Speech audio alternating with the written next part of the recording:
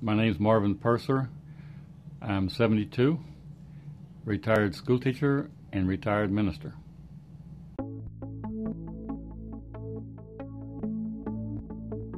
I was born in 1937 in Jacksonville, Florida. We were not exactly poor, but we were struggling. My family lived in small homes.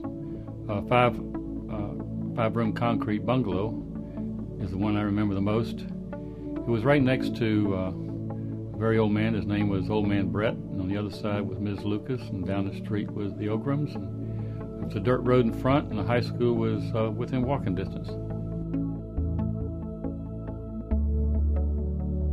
Old Man Brett next door was an atheist, but he loved us very much as little children. And whenever our Conestoga wagon would get a wheel broken, we would march over there to get Old Man Brett to fix it. And Old Man Brett was grouchy, and that's why we called him Old Man Brett. And so we would start over into his yard, and he'd yell and scream, "Get out of my yard!" And we would go anyway because we knew that he was really kind.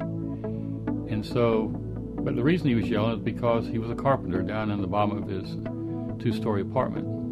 And he didn't want the kids over there because the wood chips would be flying, and he'd be afraid that they would get hurt. So when he saw us coming, he would hem-haw around and want to know what we wanted, and we told him about the wagon. So he'd say, "Well, sit there in the swing there in front of his carpenter shop, and I'll be with you in a minute." So he would take the wagon in and he'd fix it, and then he'd come back out and sit in the swing. And he'd want us to sit there while he sang the old oaken bucket that was in the well, and 4 and 20 blackbirds baked in the pie, and pretty soon he'd be asleep, and we'd sneak away from the swing and go back home. 2 or 3 days later, we might break that wagon wheel again. He'd be back over there putting another cotter pin in it. Upstairs, he had a big deer, and it had a lot of antlers on it. And the first time we went in there, we just asked for a drink of water. So we were climbing these stairs for a whole lot of stairs. It must have been about 30 stairs when we went up in his apartment. And we got up there, it was an old kitchen mop sitting on the right inside, and there was a string running all the way from the top of the stairs all the way down somewhere, and we didn't know what it was. So we asked him. He says, "Come here and I'll show you." So he pulled on the string, and these beer cans that were strung all over the string were full of rocks, and they would rattle. And the birds in his fig trees would run, and in the pecan tree that was out in front. And that's the way he got rid of the birds, so they wouldn't eat up his figs. And so he's a very kind old man. Well, he told us when he was sitting in the swing one day that he was going to have to leave and go to the carpenter shop. He was a union carpenter, and he was going to have to retire because he was 80 years old. And what he did for a living was that he carved out deer scenes, antlers and grapes and all kinds of things in front of communion tables for the Episcopal Church, atheist that he was. And so finally, one day, my sister saw a limousine. My sister was 5 years old, and she was sitting on a concrete block ledge that was between our two houses. And she saw the limousine come down, and she knew that he was going to go away.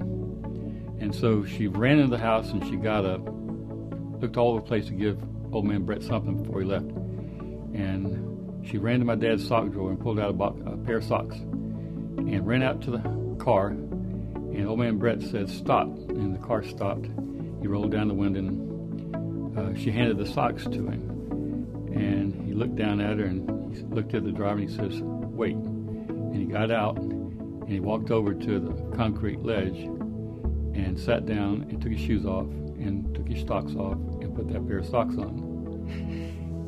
And then he picked Margaret Sue up, and after he put his shoes on, and gave her a big hug and told her goodbye, and got in the limousine and drove away. Pretty neat guy. And after he went to the carpenter shop, and she became 18, 19 years old and got married, she and her new husband were driving down Route 60, and all of a sudden, my sister Margaret Sue screamed, "Stop, Chuck!" And Chuck said, "What's the matter?" And he slammed on the brakes and said, "Back up, back up." And there it said, "The carpenter's home." And she said, "Let's go in and see if Old Man Brett's still there. Probably is dead by now." So they went in, and sure enough, he had passed away, and but they said you could look around if you wanted to. So they looked over and they saw this old church sitting over there, and there was a door on the front, and it was off its hinges, just sitting sideways. So they said, let's go in. So they went inside, and every pew, it's hard to tell you, every pew was carved in deer and grapes.